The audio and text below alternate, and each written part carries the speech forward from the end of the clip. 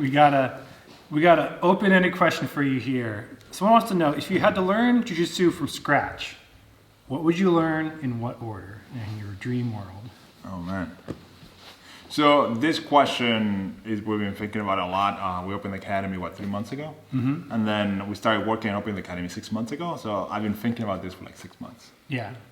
So one of the things Matt, Hilary, and I came up with was one is I'm going to have a fundamentals program, and part of that is there's no sparring in the fundamentals program because I feel like sparring early on leads to bad habits because you start just thinking about one, survival and winning roles, even though you might be doing things that are not technically correct. And you start instilling bad habits out of survival and fear. Yes. Right? So having a place where you can just go, drill, and start learning how everything connects is important. Also, that connection part is important. It's the way we teach the fundamentals program is 4 or 5 techniques, but they are linked in a loop. So you don't learn techniques in isolation. So if I sweep into mount, then we're doing a mountscape, and then from the mountscape, we're getting back to guard or rolling over, and then we're starting over again. So everything's connected. And the way we teach the advanced program is this weekly themes, and it usually goes part of a guard system, and part of a passing system, and then positional escapes. And then we do a lot of not only let's say side control escapes, but a lot of techniques that might be considered regarding. So there's not only your main guard play, but there's also layers to it.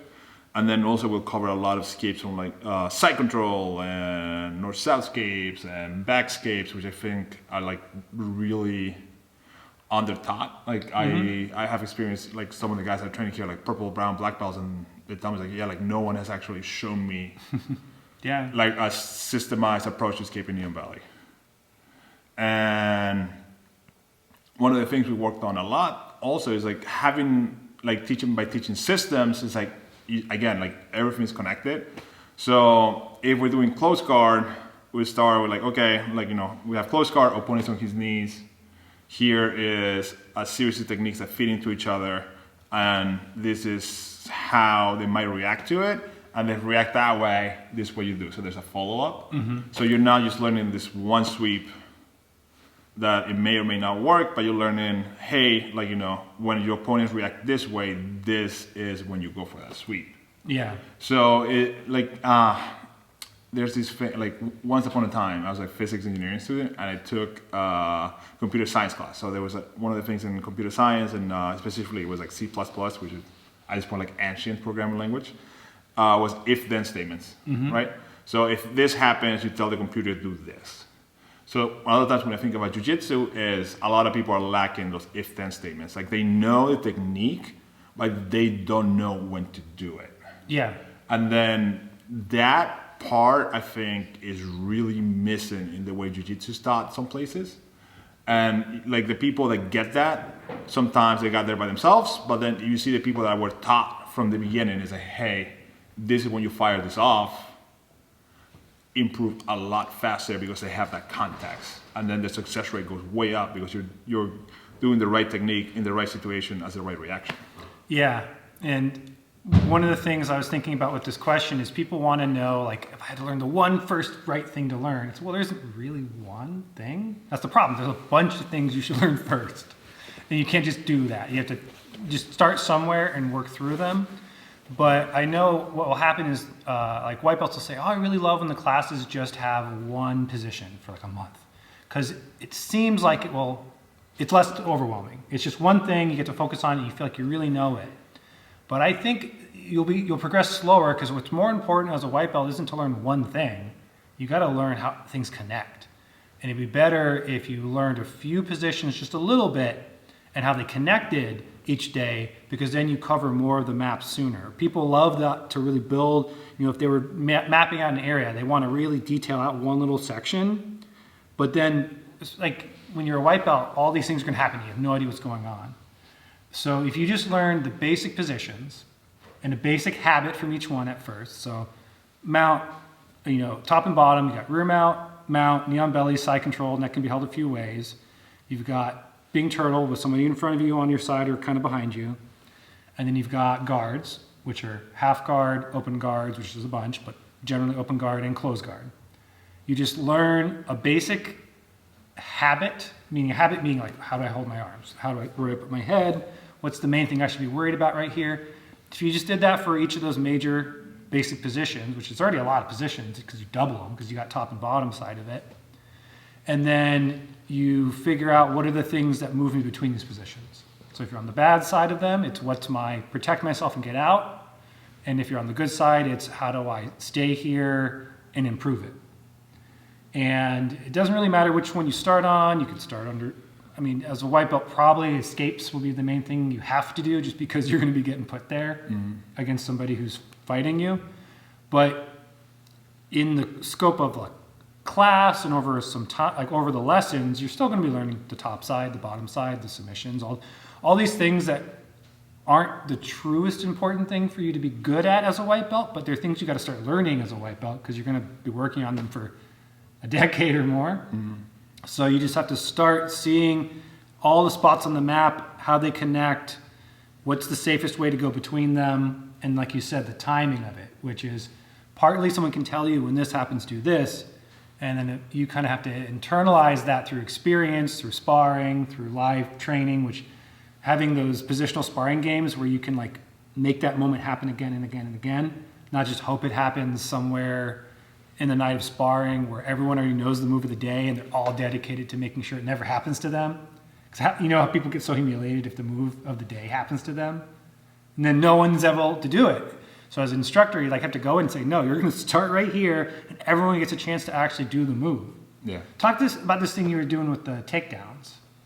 So one of the things we want the school to have is people to understand takedowns.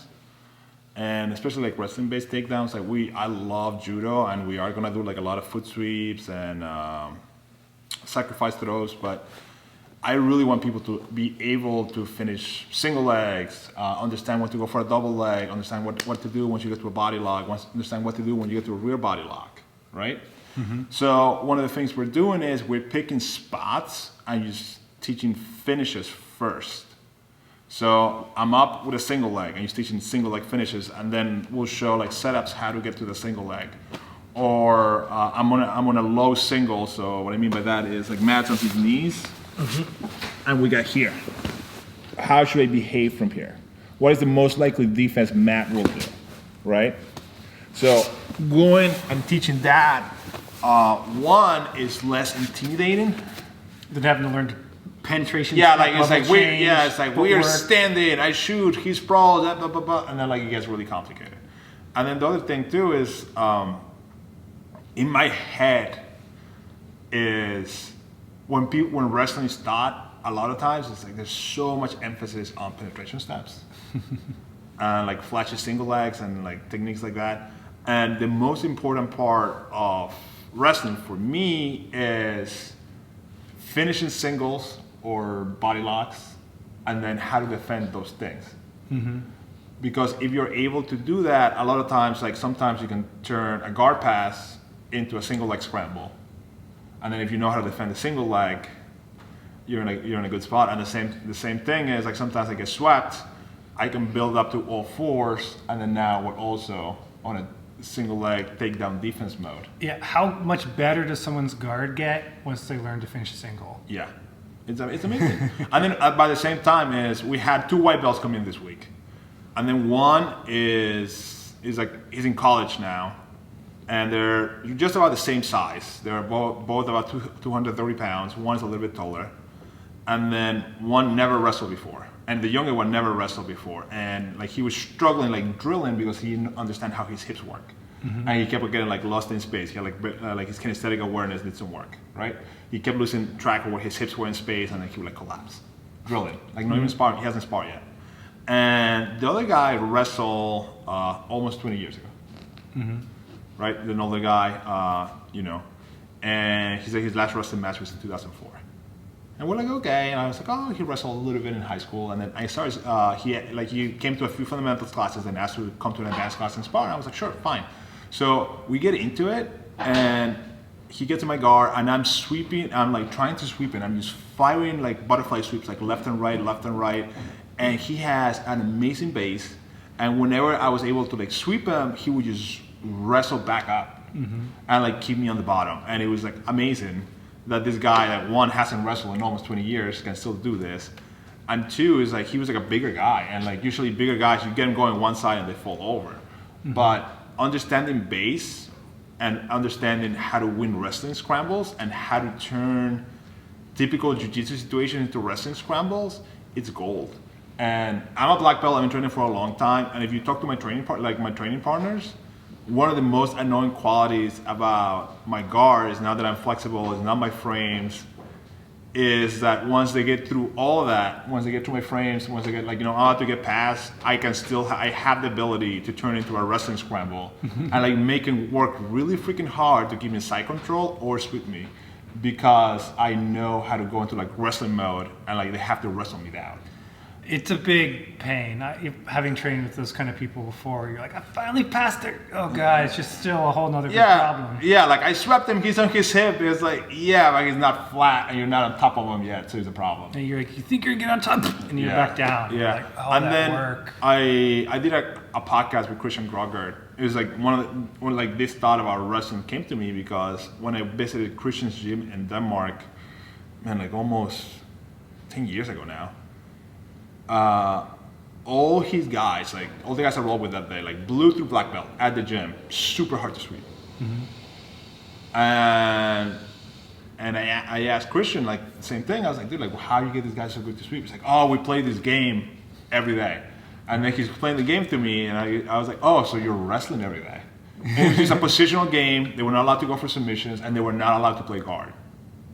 So they would have to just wrestle each other down. So you have to stay on top, not go to your back. Yeah, yeah, pretty much. And then like they would start like, it's like the little kid game that we used to play all the time in the kids classes. It's like, start back to back, start sideways, start like facing each other, start like on your belly, start on your back, and then somebody has to come on top. And then you start teaching that way, and then like people realize that, hey, like, once we get into a scramble, once we get into like a passing scramble, once we get into like a sweep scramble, it becomes wrestling. So circling back to the question, because we went like in a big we went all around on a way thing. Base and balance. Base and balance. So basic jiu-jitsu positions, and then base and balance, like learn how to wrestle. And what I mean by learn how to wrestle is what we just talked about. Is like learn how to finish when you get into a single leg. Learn how to wrestle by getting back to your base and get a wizard and like turn sweeps into wrestling scrambles, turn guard passes into wrestling scrambles, because you have hands. And then a lot of times like jiu-jitsu guys get swept and then they're like, it's over. Yeah, and by scramble, I don't just mean chaos. I don't mean chaos all the time, but like figure out, one of the things we teach here a lot is sit-up scapes. And then as you progress into sit-up scapes, you realize half the time it's going to turn this into a single leg scramble. I'm going to sit up, I'm going to get you sideways, I'm going to frame out, and then I'm going to skip one leg, and now your only thing left is like you're like hugging one of my legs. So now I can defend that like as I would defend a single. And then I'll create space, and then I'm back in guard. Yep. So work your fundamentals, learn all the like a few things about all the basic positions, and learn how to build up to your base when you're in a bad spot and like force people to wrestle you down. And then learn how to wrestle people down. So the flip of that. If you're sweeping somebody, you're having a hard time, you're dropping to the hip and like you have trouble controlling them, that's what I mean by wrestling somebody down. You gotta learn how to keep people down. And then in order to keep that, like do that, you actually need partners that are actually doing the same thing you're doing, that are not conceding positions. Because I think that's one of the biggest things is like some gyms, people don't have that mentality, and then they're like, you just give up points. Yeah, like, fall down. Yeah, they just fall down. So a lot of when like guys don't compete or they do a lot of submission only and they don't care about the points, you see that behavior where they're like, they just fall over and they're like, okay, or like like this, as soon as you get on a single and you have one leg, they just jump guard. They're like, you're just gonna see guard. And then you have other gyms where like if you sweep somebody, it's like, man, you have to like almost like go to the car, get a baseball bat, beat them a little bit in order for them to let you hold them on side control. So that kind of stuff matters. that kind of stuff takes a long time to develop. But the earliest you start working on it, the better it is. And going back to white belts, like the one white belt that wrestled before, because he has that, he's going to be a handful to deal with much sooner than the other white belt that never wrestled, because he already has all that like pre-installed. Now I just have to show him the basic jiu-jitsu positions. So he knows a few passes. So he knows a few sweeps from different guards. So he knows how to escape from bad spots. For like established bad spots, like mount and back control, right? Because he was already, like, I got him a new belt, he already like single leg me. He already like kind of single leg me. So I was I like, have to teach him that. I was like, oh, right? So stuff like that, it's important. And then if I could go back, I would allow myself to wrestle more early on, because I came from like a wrestling background, and I was like, hey, like I just want like my side control and my sweeps to be real pretty. And I would try like sweep people, and if the sweep wasn't clean, I would not come on top, because I wanted like, this like pretty. Like, When you watch black belt matches, jiu-jitsu. every sweep is a scramble into a single double finish, because the guy won't concede the sweep. Yeah, it's like a single double finish or a crazy back scramble now. Yeah. Right? It's like eventually there's like back exposure, and then they're like cats and dogs trying to get to the back. So I think we can cut it there. Let's cut it there before we keep going. Yeah. Work on your fundamental positions, all of them. But in there, think of the timing of when to do things and how to connect them. And then go back in time 20 years and start wrestling. There's your hot tip.